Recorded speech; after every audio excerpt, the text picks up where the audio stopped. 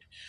But basically, I was called to have a meeting with Diageo, and they knew that I was kind of killing things in the culture, and they were trying to fix their diversity problem. And through that, a meeting was set up, and I told them, I want to be an owner, that I have these ideas from promoting parties at Howard, just remembering that I will always get the door and never get the bar. And so I said I have aspirations to have black-owned brands owned by black people behind the bar and a part of your organization. They're the biggest distributor of spirits in the world, biggest maker of spirits in the world. So we get a test project. I'm looking at their portfolio, and they say we could start something from scratch. But I'm looking at their portfolio, and I remember one night I was having a great, great time with Ciroc. I had some Ciroc. It was made by grapes, and I remember, having just such the greatest time. And so the light bulb went off in my head. I said, I don't want to wait and develop nothing. Let me show you what I could do with Ciroc. Let me show you how I could turn your revenue around. They were losing $40 million a year. And I went and turned it around and took it to 2.6 million cases from 40,000 cases. Okay? And so this is something that's never been done. Clap it up for that. So 15 years later, even though I had that success, I was always fighting for Ciroc not to be pigeonholed. Not to be pigeonholed as a black brand, not to be pigeonholed as an urban brand. I already went through that. I went through that with Sean John. They put me in the urban section. I had to go and disrupt the fashion industry, pull up on Fashion Week, and show them what that black excellence swag is about. And that's what we did with Sean John. And so with Ciroc, it was the same thing, get into the spirits industry. No matter what industry I went into, I always came up against this ceiling that they just wanted to keep me in the colored section.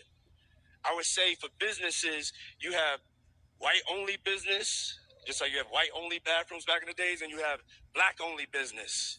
And so my fight is to always make sure that we could just do business. I want to be treated equally like anybody else. And so that's what the fight is about. And it's not me just fighting for me. I'm fighting for us.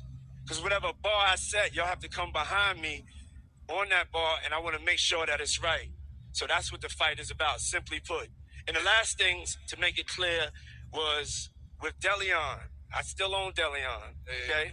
So with Deleon, I sent my people. Before you tell the story about that, just talk about the process of getting Deleon, right? Because it was you proved yourself with Ciroc, and so now there's an opportunity to create something else. With a lot of, first of all, corporate America is made and built for white men. So when you're going into corporate America, usually your entryway is to help them with their diversity problem. But at the end of the day, you want to be able to open up doors. Sometimes you got to take that opportunity and get in. And so that's what I did with Ciroc. But I told them I don't work for nobody. Everything in my portfolio I own. So you guys have to know my ultimate dream is a tequila. But I was like, I really love tequila. This was before the whole tequila craze. So it's like you make a deal. You make a deal like, I'm going to advance this for you so that we could be good partners and you could give me what I want, which is my opportunity for me to own my brand and to be able to build generational wealth for my kids and my people. And I just need the same 24 hours as y'all giving everybody else in your portfolio. And I couldn't get that. I had to send my people down to Mexico. And this is just to tell you what the fight is about. They went down to Mexico. And when they got down there, they found out that there was 0 agave planted for Deleon. So there was no plan for us to be successful. There was no equal treatment. The other brands, they had agave planted. They had no agave planted for me. And sometimes you have to go check even your partners to see what's really going on. And so when I saw that, I was like, nah, I'm going to fight because it's bigger than me. It's about not just me, it's about we, it's about all of us. So I chose my purpose over profit. And that's the whole DeLeon situation. Yeah, you brought up distribution. Yeah, clap it up for that. You brought up distribution, and you come from the music world, so distribution is a... Hold on, I need to say this. I need y'all to still support DeLeon.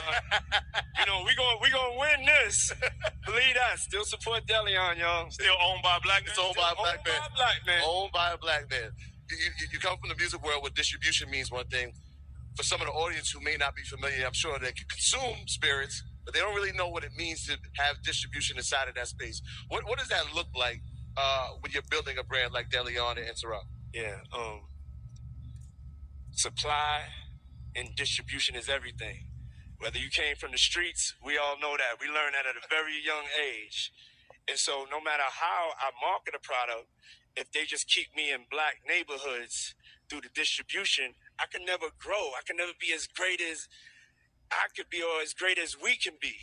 You know what I'm saying? I had to go from me to we. And so when I started really looking at every decision I was making, I was like, that this is something that I have to change. I can't just come and get this check and not be changing the way the ecosystem is. So if you want to have a successful brand, you have to have, number one is you have to have the supply to meet the demand, and then you have to have the distribution. And so if people control your supply and control your distribution, they control your future.